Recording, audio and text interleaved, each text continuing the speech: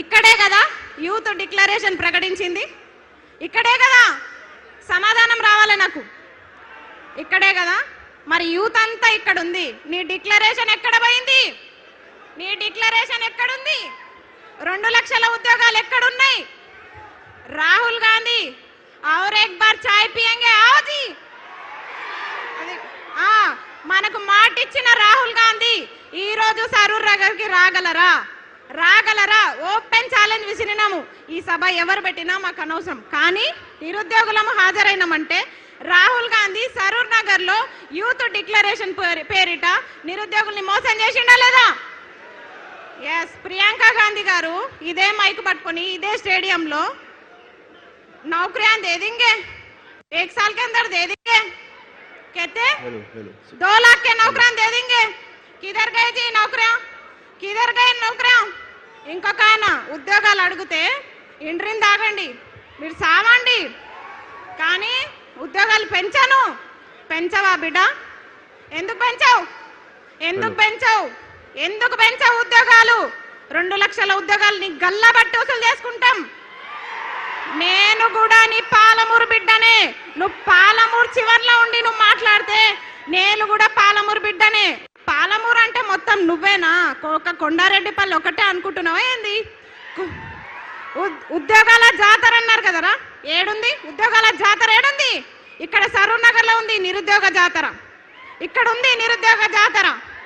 ఎక్కడుంది ఉద్యోగాల జాతర? 3వ సారి కూడా కురుమూర్తి జాతర వచ్చిందిరా అయ్యా, 3వ సారి కూడా కురుమూర్తి జాతర అయిపోయా, ఉద్యోగాల జాతర అంట.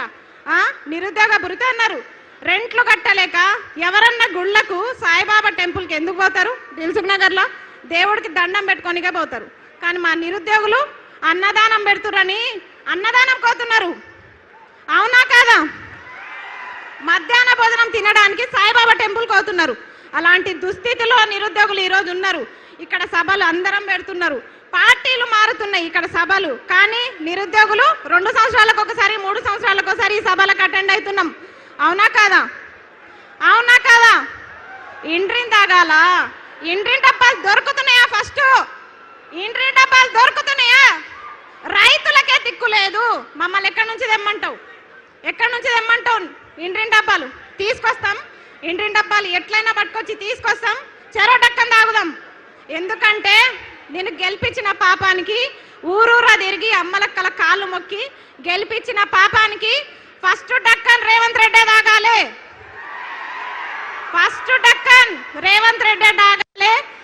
తర్వాత రాహుల్ గాంధీ తాగాలి, తర్వాత ప్రియాంక గాంధీ తాగాలి. ప్రియాంక గాంధీ కంపల్సరీ తాగాలి. మహిళగా చెప్తున్నా, ప్రియాంక गांधी जी जरूर सरूर नगर का प्रोग्राम देखो. क्यों बोले तो बोले ना, यूथ डिक्लेरेशन के नाम पे हमको धोखा दिए प्रियंका गांधी. आपको दीदी समझे हम? कहाँ है आप? किधर गए? అది ఇంకోటి ఉన్న స్కూల్లో మంచిగా బెటరా నాయన అంటే ఇంటర్నేషనల్ స్కూల్స్ పెడతా, జర్మన్ భాష నేర్చుకోండి. నీకు ఫస్ట్ ఇంగ్లీష్ వస్తుందా? నువ్వు ఫస్ట్ ఇంగ్లీష్ నేర్చుకో, నువ్వు ఫస్ట్ మాతృభాషలు నేర్చుకో, హిందీ నేర్చుకో, ఇంగ్లీష్ నేర్చుకో, చక్కగా తెలుగు నేర్చుకో. వందే మాతరం కూడా అనలేని రేవంత్ రెడ్డి వందే మారతం అంటాడు, వందే మారతం అంట. నేను అడిగేది ఒక నిరుద్యోగ, ఇవన్నీ ఎందుకు చెప్తున్నా అంటే ఎక్కడ నిరుద్యోగ సభ జరిగినా గివే మాట్లాడతాడు.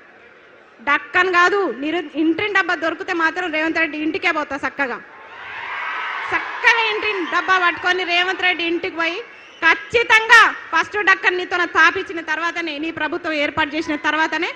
ఇంకొక ఆయన అంటాడు, చిక్కడపల్లి లైబ్రరీలోనే చెప్పినా, నేను చిక్కడపల్లి లైబ్రరీ సాక్షిగా చెప్పిన, అన్న ప్లీజ్ అన్న దయచేసి గురుకుల రీలింక్వెస్ట్మెంట్ ఇవ్వండి, మెగా డిఎస్ ఇవ్వండి ప్రకటించినట్టు, నేను టీచర్ అయి సపోర్ట్ చేయకుండా వెళ్ళిపోతా అని చెప్పిన.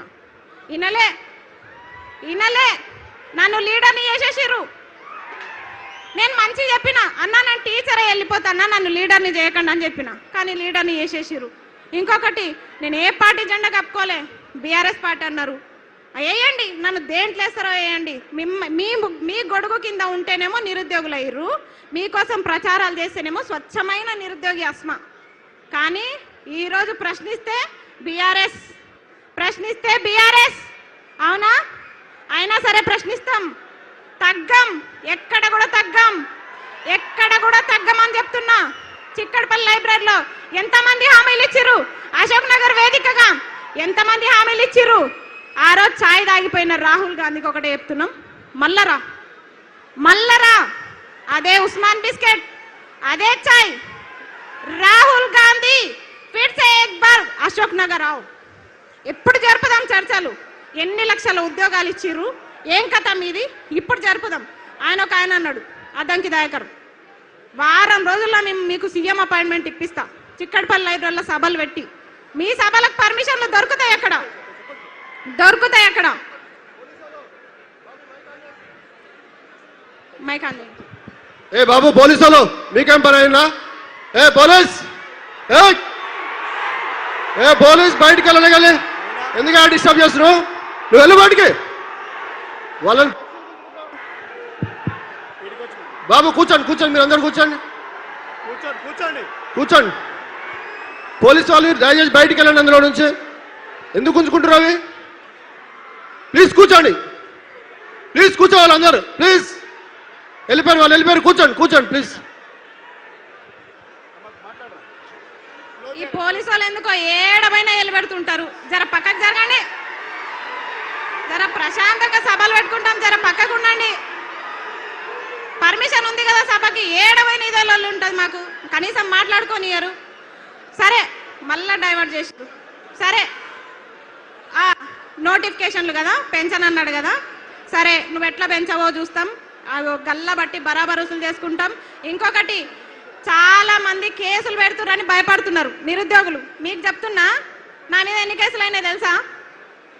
అయినా సరే వెనుకకు తగ్గట్లే, తగ్గం. Case వేయించుకుంటాం, case వేయించుకుంటాం, కొట్లాడతాం. 2 లక్షల ఉద్యోగాలు, 2 లక్షల ఉద్యోగాలు సాధిస్తాం. రేవంత్ రెడ్డి తొడగొట్టి చెప్తున్నా, నువ్వే కాదు తొడగొట్టేది మగపిల్లలే కాదు, ఆడపిల్లలు కూడా తొడగొట్టి సవాల్ చెప్తాం. రేవంత్ రెడ్డి గారు, మిమ్మల్ని ఇడిచిపెట్టే ప్రసక్తి లేదు. పాలమూరు బిడ్డ అన్నావు కదా, నీ విద్యాశాఖ మంత్రి నువ్వు పెట్టుకున్నావు కాబట్టి నేను ఇట్లా అడుగుతున్నాం. వేరేదైతే నేను అడగకపోదు. నువ్వు సీఎంగా ప్రధానమంత్రిగా నాకు సంబంధం లేదు. ఒక నిమిషం, నువ్వు సీఎంగా ప్రధానమంత్రిగా నాకు సంబంధం లేదు, కానీ విద్యాశాఖ మంత్రి తీసుకొని తప్పు చేసినావు నువ్వు. విద్యాశాఖ మంత్రి, ఇగో ఈ మేడం ఉంది, సబితమ్మ ఉంది, విద్యాశాఖ మంత్రి ఉంది. నీ అడ్డమైన జీవాలు వచ్చినాయా? ఎన్ని జీవాలు తెచ్చినావు? చెత్తమ్మకమోడ చెప్పు, ఎన్ని జీవాలు తెచ్చినావు? జీవో నంబర్ 4 అంట. నన్ను మంచిగా లెక్చరర్ కానీరా అంటే నన్ను తీసుకొచ్చి కొట్లాటల్లో పడేసిర్రు. నేను ప్రశాంతంగా టీచర్ అయ్యేదాన్ని, కానీ నన్ను తీసుకొచ్చి కొట్లాటల్లో పడేసిరుగా. భరించండి, నన్ను భరించాలి మీరు. ఎందుకంటే నేను చెప్తున్నా కదా, మీరు కూడా విద్యాశాఖ మంత్రి కదా, అప్పుడు మేడం ఉన్నప్పుడు కొత్త జీవాలు పుట్టుకొచ్చినాయా? మేడం ఉన్నప్పుడు కొత్త జీవాలు పుట్టుకొచ్చినాయా? జగదీశ్వర్ రెడ్డి గారు ఉన్నప్పుడు కొత్త జీవాలు పుట్టుకొచ్చినాయా? సరే, వాళ్ళు కొన్ని జీవాలు తెచ్చిరు అనుకుందాం. నువ్వేం చేస్తున్నావు? జీవాలు తేవడంలో పోటీ పడుతున్నావా? ఆగండి ఒక నిమిషం. పోటీ పడుతున్నావా? జీవాలు తేవడంలో పోటీ పడుతున్నావా? జీవాల విషయంలో తగ్గలే బిడ్డ. నోటిఫికేషన్లు ఇవ్వాలంటే ఫస్ట్ జీవాలు రద్దు చేయి, జీవో నంబర్ 4 చెప్తా, రాసుకో. GO number 4, GO number 29, GO number 46, GO number 108, GO number 81. ఈ జీవోలన్నీ నీకు తెలుసా? నీకేం తెలుసు? నీకేం తెలియదు. నీ దగ్గర మూటలు ఉన్నాయి, బ్యాగులు ఉన్నాయి, నీకేం తెలియదు. దొంగ కథలు పడుతున్నావా నిరుద్యోగులకి? నోటిఫికేషన్ ఇవ్వకుండా విడిచిపెట్టే ప్రసక్తి లేదు. నిన్ను దొంగని సీఎం చేయడం మేము చేసిన తప్పు, ఖచ్చితంగా చెప్తున్నాం. ఇంకా తగ్గలేదు అన్న. మీరు కేటీఆర్ అన్న, మీరు మాకు చాలా సపోర్ట్ చేయాలి. ఎందుకంటే మిమ్మల్ని కలిసి మాట్లాడదామన్న అవకాశం లేకుండా పోయింది. నిజం, చాలా ట్రై చేస్తున్నా నేను. అబ్బా జరాగురబ్బా, జరాగురు, టైం అవుతుంది, జరాగు, తాగండి ఒక్క నిమిషం, వద్దు. అయితే కేటీఆర్ అన్న, వీళ్ళందరూ కొంతమంది పేడ్ బ్యాచ్లు అంటున్నారు. అన్న మీరు నాకు ఎప్పుడన్నా 5 లక్షలు ఇస్తారా అన్న? మొత్తం నన్ను బ్లేమ్ చేస్తారు చాలా మంది. కేటీఆర్ అన్న నాకు లక్షలు ఇవ్వకపోయినా పర్లే, 10 నిమిషాలు టైం ఇవ్వండి. 10 నిమిషాలు నాకు టైం కావాలి. టైం మాత్రమే కావాలి నాకు. కొట్లాట నేను కొట్లాడతా, మీకోసం నేను కొట్లాడతా. నేను కొట్లాడతా. ఎందుకంటే మీకు తెలుసు నాకు పేరెంట్స్ లేరు, ఎవ్వరు లేరు. నేను పోతే ఒక్కదాన్నే పోతా. కానీ మీ కుటుంబాలు ఉన్నాయి. ఆ కుటుంబాల కోసం మీరు ఉండాలి, మీరు చల్లగా ఉండాలి. మాకు అడుగడుగున తోడుండే వ్యక్తి రాకేష్ అన్న, మా శ్రీనివాస్ అన్న, మా పాలమూరు బిడ్డ పులి, మా రాకేష్ అన్న ఇట్లా ఓకే ఫోన్ రాలేదు కానీ ఇట్లా చెప్తున్నా కదా. చాలా మంది మాకు అడుగండను కేటీఆర్ అన్న మాకు టచ్ లేకపోయినా కొంతమంది టచ్ లో ఉన్నారు. వాళ్ళంతా మా బాగోగులు కష్ట నష్టాలు చూస్తున్నారు. కాబట్టి ఫస్ట్ ఆఫ్ ఆల్ జీవోలన్నీ రద్దు కావాలి. 2 లక్షల ఉద్యోగాలు రావాలంటే 2 లక్షల ఉద్యోగాలకు ఒక్క నోటిఫికేషన్ అయినా తగ్గిందనుకోండి, మెగా డిఎస్సి తగ్గిందనుకోండి, ఇడిచిపెట్టాను బిడ్డ చెప్తున్నా, ఇడిచిపెట్టే ప్రసక్తి లేదు. 25,000 మెగా డిఎస్సి, గురుకుల notification, degree lecturer, junior lecturer, కాలేజ్లలో అసిస్టెంట్ ప్రొఫెసర్ నోటిఫికేషన్స్ అన్నీ కూడా ఇవ్వాలని చెప్పేసి నేను సరూర్ నగర్ సాక్షిగా డిమాండ్ చేస్తున్నా. ఇంకొకటి, మళ్ళొక సభ ఇక్కడ జరగకుండా చూసుకో రేవంత్ రెడ్డి. మళ్ళొక సభకి ఇట్లా ఉండదు, ప్రశాంతంగా ఉండదు. అదేమంటారు, కత్తులు బుల్లెట్లు మీతోనే కాదు, మాతోనే అవన్నీ అవసరం లేదు. పుస్తకాలు పెన్నులు తీసుకొస్తాం బిడ్డ. పెన్ను ఎంత షార్ప్ ఉంటుందో తెలుసా? గుచ్చితే గుండెల్లో సస్తావు. అలాంటి గన్నులు మా దగ్గర ఉన్నారు నిరుద్యోగులతో పెట్టుకుంటే ఏ ప్రభుత్వం కూడా నిలబడదు. పెట్టుకునే దమ్ముందా?